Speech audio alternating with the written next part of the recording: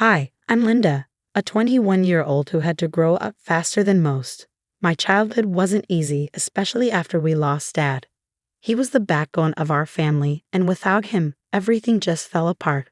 I had dreams like any other teenager, finishing high school, maybe even going to college. But reality hit hard and fast.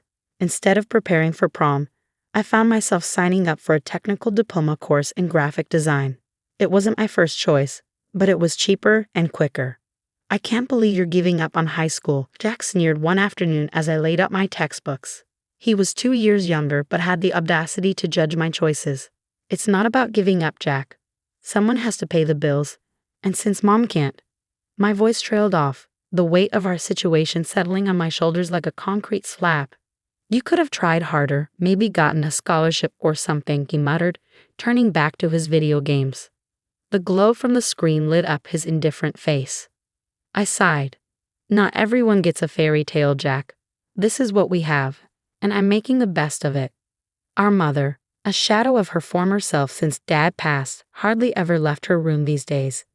When she did, it was to remind me of my duties. "You're the eldest, Linda. It's your responsibility to take care of us now," she'd say, ignoring the fact that at 21, I was barely an adult myself. "But Mom, I'm doing all I can. I work 2 jobs, I'm studying, and I'm trying to save a bit for us." I protest, feeling the burnout creeping up on me. Jack would just roll his eyes. "Why save when you can spend? You should loosen up, Linda. Buy something nice, live a little." I wanted to scream. Live a little with what time? With what money? Instead, I kept quiet. One evening, as I balanced our dwindling finances, trying to figure out how to stretch my latest paycheck, Jack burst in with news. "I passed my exams." "Barely, but yeah, I did it." "That's great, Jack." I managed a smile, genuinely relieved but dreading the inevitable. "Yeah, and now I want to go to college. You'll help with that, right? It's only fair since you didn't go." His words were casual, as if he were asking for something as simple as a ride to the mall. My heart sank. College, with what money? I thought about the little savings I'd scraped together, hidden away for emergencies or maybe, just maybe, a little something for myself. How could I deny him the opportunity, though? Wasn't it my job to sacrifice? As these thoughts swirled through my head, my mother's voice echoed from the doorway. "He deserves this chance, Linda. You'll make sure he gets it, won't you?" The pressure was immense, suffocating. I nodded, feeling the last of my teenage dreams slip away as I took on yet another burden. This was my life. Sacrifice stitched into the very fabric of my existence. As my tailoring business began to pick up, each stitch seemed to promise a better tomorrow. The clatter of my sewing machine was like music, heralding a new era of independence and maybe, just maybe, a bit of security. I'd taken to hiding my savings in a little tin box beneath a loose floorboard under the sewing machine. The only place I felt it was safe from being spent on another one of Jack's whims. One evening, as the sun dipped below the horizon, I lifted the floorboard to deposit another small victory, $50 scraped together from a rush order. But my heart stopped as my fingers felt nothing but empty space. The box was gone. Panic clawed at my chest as I searched frantically around the room, hoping I had merely moved it and forgotten. My search ended abruptly with the heavy steps of my mother entering the room, her face unusually flushed with excitement. "Linda, you won't believe it. Jack has found a wonderful girl. They're getting engaged next month." Engaged? The word felt foreign, distant, drowned out by the ringing in my ears. "Mom, where's the tin box that was here, under of that old thing?"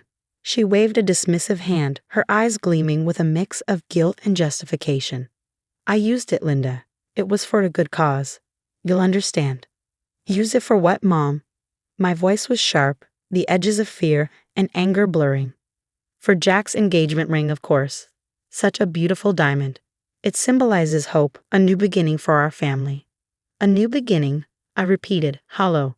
"With my savings? My future?" She took a step back, her eyes narrowing slightly. "Your duty is to this family, Linda. We needed that money. It's better spent on something that brings us all together." That was for me, for my future. How could you? The betrayal burned hotter than the anger, and tears welled up unbidden. "You're being selfish, Linda, always thinking about yourself. This family has given you everything." "Everything." The word escaped me as a bitter laugh. I've given everything, my time, my dreams, my money. What have you given me, Mom? Guilt?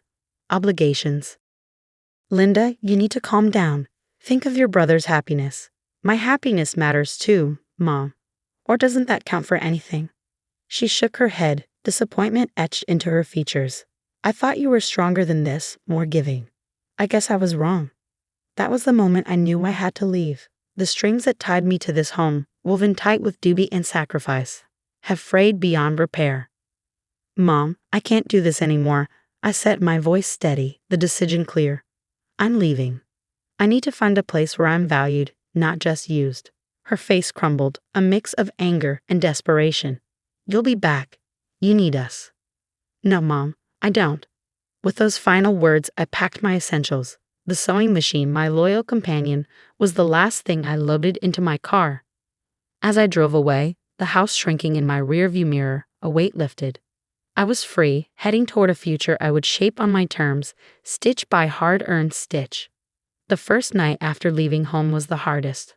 I ended up at a small motel, the kind of place you hope never to stay in twice. As I unpacked my sewing machine and fabrics from my car, the weight of my decision settled around me like a heavy cloak. Was I brave or just foolish? Each uncertain thought was like a stitch out of place.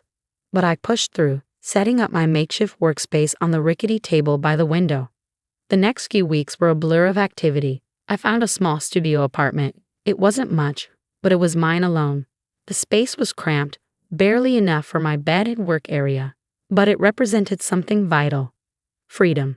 Setting up my sewing machine, I felt a renewed sense of purpose. Here, every piece I created was a testament to my independence.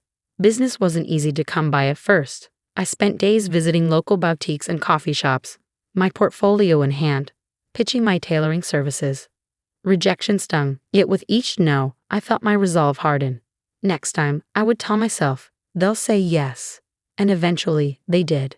A boutique owner admired the custom alterations I proposed for her shop's aesthetic and gave me my first big break. As my business began to grow, so did my confidence. I launched a small online store showcasing my designs and alterations. The first time an order notification pinged on my phone, I laughed out loud. It was a sound of pure joy. Orders started to trickle in, and my days were filled with measuring, cutting, and sewing, each piece a building block in the new life I was constructing. I started making new connections, both professionally and personally. At a local entrepreneur meetup, I met other small business owners who shared their journeys, and their stories fueled my own ambitions. I wasn't just surviving, I was thriving. As the months rolled by, my tailoring business not only stabilized but began to flourish. Orders flowed in steadily, and I had even started taking on an apprentice to help with the workload. It was during one of those busy afternoons, the hum of the sewing machines filling the air, that my phone buzzed with a number I hadn't seen in months. Home. Hesitating only for a moment, I answered, the familiar voice of my mother crackling through. Hello, Linda. It's been a while. We miss you. The words, meant to tug at my heartstrings, now felt distant. Hi, Mom. What's going on? There was a pause, a shuffling of feet on the other end. Well, we're in a bit of a situation here. Jack's planning to buy a house, and he's come up a bit short. We thought maybe you could help. The request hung in the air, a well-worn tune. I took a deep breath, my hand tightening around the phone. Mom, I'm really focused on growing my business right now. I can't. But Linda is for your brother. For family, she pressed, her voice taking on that familiar pleading tone. I know, Mom, but my answer is still no. I have responsibilities here, to my business, to myself, I said, my voice firm, the product of many nights rehearsing this moment in my mind. There was silence, then a harsh laugh. Jack was right. You've changed, become selfish, since you left. The conversation ended soon after with a curt goodbye. I put down the phone, my heart racing. But this time, there was no guilt, only a sense of empowerment. Choosing myself was new, but it felt right. The attempts to draw me back didn't stop there. A few days later, Jack called. His tone was casual, as if we were discussing the weather. Hey, Linda. Just thought I'd give it a shot, about the money. It would really help me out. Jack, I'm glad you called, but I'm not able to lend money right now. I'm investing everything back into my business, I explained, hoping he'd understand without needing further justification. Yeah, figured as much. Mom said you'd say no. Guess family doesn't mean much anymore, huh? His words were designed to wound. It means a lot, Jack, but so does my future. I'm sure you can understand that. I replied, keeping the hurt out of my voice. We hung up with a promise to keep in touch, a promise I knew was as thin as the fabric scraps on my workshop floor.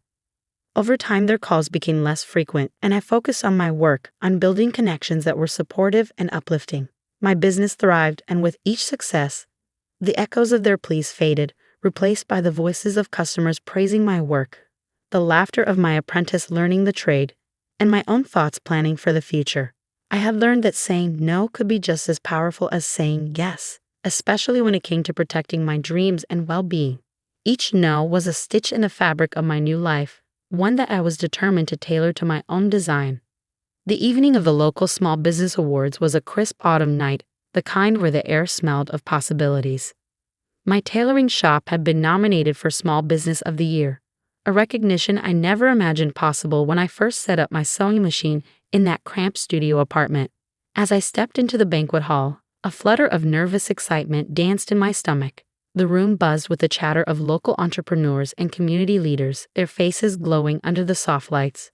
My eyes scanned the crowd, not for familiar faces from my past, but for the new connections I had made, the people who had supported and believed in my vision.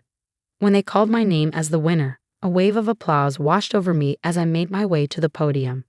The weight of the trophy in my hands felt like a tangible validation of all the nights spent working late, all the decisions made in the solitude of my shop. Thank you, I began, my voice steady but emotional.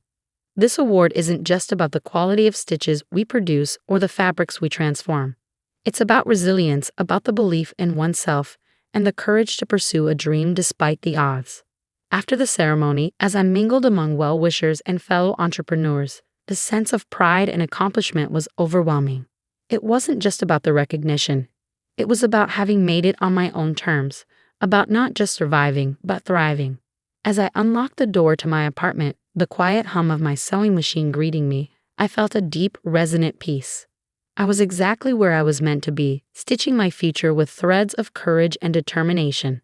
And that was the ultimate victory. That brings us to the end of Linda's journey to independence and self-realization. How do you think you would have handled the situation if you were in Linda's shoes? Would you have made the same tough decisions to cut ties for your own well-being, or would you have tried to mend the relationship despite the challenges? Don't forget to hit the like button if you enjoyed Linda's story and subscribe to the channel for more tales.